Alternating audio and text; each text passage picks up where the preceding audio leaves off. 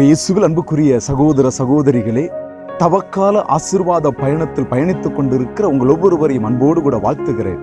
இன்று தவக்காலத்தின் 2வது செவ்வாய்க்கிழமை. இன்றைய சிந்தனையை நமக்காக வழங்கி இன்றைய பயணத்தை கரம்பிடித்து வழிநடத்துகிறவர் பாலக்காடு புனித செபஸ்தியார் பேராலய உதவி பங்கு தந்தை அருட்தந்தை ததேயுஸ் அடிகளார் அவர்கள். வாருங்கள், அவருடைய சிந்தனையை கேட்டு இன்றைய நாள் பயணத்தை അർത്ഥമുള്ളതാക്കുവോ. ക്രിസ്തുവിൽ എത്രയും സ്നേഹം നിറഞ്ഞവരെ, തപസ്സുകാലം 2ാം വാരം ചൊവ്വാഴ്ച തിരുസഭ മാതാവ് നമുക്ക് വിചിന്തനത്തിനായിട്ട് നൽകിയിരിക്കുന്ന സുവിശേഷ ഭാഗം എന്നത് മത്തായി എഴുതിയ സുവിശേഷം 23-ാം അധ്യായം 1 മുതൽ 12 വരെയുള്ള തിരുവചനങ്ങളാണ്.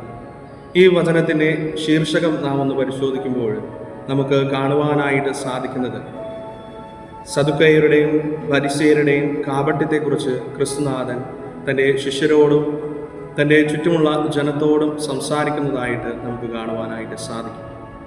ഫരിസേയരെയും സദുക്കയരെയും കുറിച്ച് കർത്താവ് പറയുന്നുണ്ട്, അവർ മനുഷ്യരുടെ മേൽ ചുമട് കെട്ടിവെക്കുന്നു, എങ്കിലും അവരുടെ ചെറുവിരൽ പോലും അനക്കുവാനായിട്ട് അവർ തയ്യാറാകുന്നില്ല. അവർ അവരുടെ പ്രാർത്ഥന വേളയിൽ അവരുടെ വസ്ത്രങ്ങൾക്ക് തൊങ്ങലുകൾക്കും നീതിയും വീതിയും കൂട്ടുന്നു.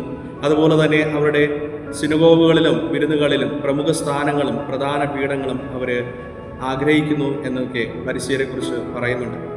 നമ്മൾ നോക്കുമ്പോൾ കർത്താവ് പറയുന്നുണ്ട്, അവർ ഫരിസേയർ മോശയുടെ നിയമങ്ങൾ അനുശാസിക്കുന്നത് നിങ്ങൾ അനുസരിക്കുവിൻ, എങ്കിലും അവരുടെ പ്രവൃത്തികൾ നിങ്ങളുടെ ജീവിതത്തിൽ ഉണ്ടാകാതിരിക്കട്ടെ. നമ്മൾ നോക്കുമ്പോൾ കാപട്യം എന്നത് എന്താണ്? വാക്കും പ്രവൃത്തിയും തമ്മിലുള്ള പൊരുത്തക്കേട്, അല്ലെങ്കിൽ അത് നമ്മുടെ ജീവിതത്തിൽ അനുകരിക്കുവാനായിട്ട് നമുക്ക് സാധിക്കാതെ വരുന്ന മേഖലകളാണ് കാപട്യം എന്ന് പറയുന്നത്. പ്രിയമുള്ളവരെ, കർത്താവ് ഇവിടെ പറഞ്ഞു വെക്കുന്നുണ്ട്, തൻ്റെ ശിഷ്യന്മാരോട് പറഞ്ഞു വെക്കുന്നുണ്ട്, തന്നെ താഴ്ത്തുന്നവൻ ഉയർത്തപ്പെടും, അതുപോലെ തന്നെ ഉയർത്തുന്നവൻ താഴ്ത്തപ്പെടും എന്ന് പറയുന്നുണ്ട്. ഈ ഒരു തപസ് കാലത്ത് നമ്മൾ പ്രാർത്ഥനയിലും പരിത്യാഗത്തിലും കൂടെയൊക്കെ കർത്താവിനോട് കൂടെ ആയിരിക്കുവാനായിട്ട് പരിശ്രമിക്കുമ്പോൾ, അല്ലെങ്കിൽ ഈ ഒരു 40 ദിനരാത്രങ്ങൾ പുണ്യം പൂക്കുന്ന തപസ് കാലത്തിൽ നമ്മൾ ആയിരിക്കുമ്പോൾ നമ്മുടെ ജീവിതത്തിൽ നിന്ന് ഈ ഒരു കാപട്യത്തെ നമുക്ക് അകറ്റുവാനായിട്ട് നമുക്ക് പ്രയത്നിക്കാം. അതുപോലെ തന്നെ കർത്താവിനോട് കൂടുതൽ അടുത്ത് നിന്നുകൊണ്ട് ശുശ്രൂഷ മനോഭാവത്തോടും താഴ്മയോടും കൂടെ ജീവിക്കുവാനായിട്ട് നമുക്ക് നമ്മെ തന്നെ ഒരുക്കാം. അപ്പോൾ ഈ ഒരു തപസ് കാലത്ത് നമ്മുടെ ജീവിതത്തിൽ നമുക്ക് കൊണ്ടുവരുവാനായിട്ട് സാധിക്കുന്ന 2 കാര്യങ്ങൾ, നമ്മുടെ വാക്കിലും പ്രവൃത്തിയിലും നമ്മൾ വൈരുദ്ധ്യം അനുഭവിക്കുന്നവരായിരുന്നെങ്കിൽ അത് മാറ്റുവാനായിട്ട് നമുക്ക് പ്രത്യേകമായിട്ടും പരിശ്രമിക്കാം. അതുപോലെ തന്നെ നമ്മുടെ ജീവിത മേഖലയിൽ നമ്മൾ കാപട്യത്തോടെ ജീവിക്കുന്നവരാണെങ്കിൽ അത് മാറ്റുവാനായിട്ട് കർത്താവെ ഈ ഒരു തപസ് കാലത്ത് എന്നെ അനുഗ്രഹിക്കണമെന്ന് നമുക്ക് പ്രാർത്ഥിക്കാം.